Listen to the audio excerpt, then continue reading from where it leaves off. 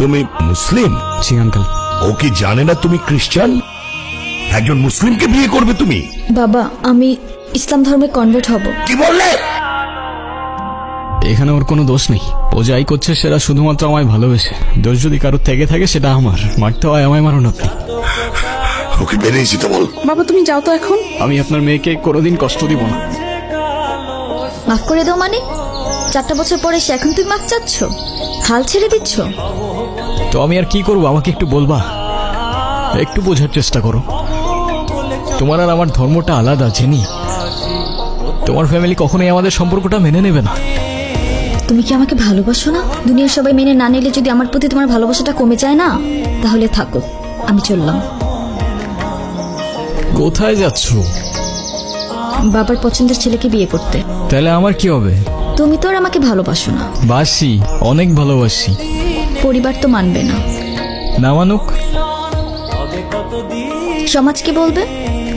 সমাজের বাইরে চলে যাব। কত দূর? যতদূর গেলে তোমার আর আমার ছোট্ট একটা সংসার হবে। আগলে রাখতে পারবে? সারা জীবন।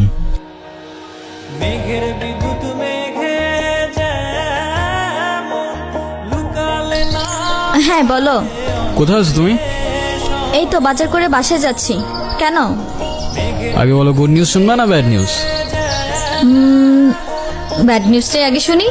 ব্যাড নিউজটা হচ্ছে তোমার এখন থেকে মাঝে মধ্যেই বাজার করতে হইতে পারে। কেন? কারণ গুড নিউজটা হচ্ছে নতুন চাকরিতে তোমার হাজবেন্ডের কাজের অনেক চাপ থাকবে এখন থেকে। কংগ্রাচুলেশনস। কিন্তু স্যার, আমি আর বাজার করতে পারবো না।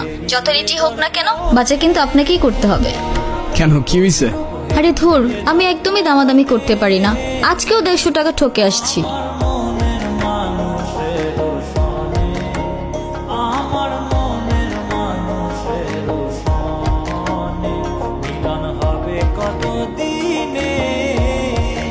আপনারা কারা? আর বাসার ভিতরে কিভাবে ঢুকেছেন? কারা বাসায়? হ্যালো?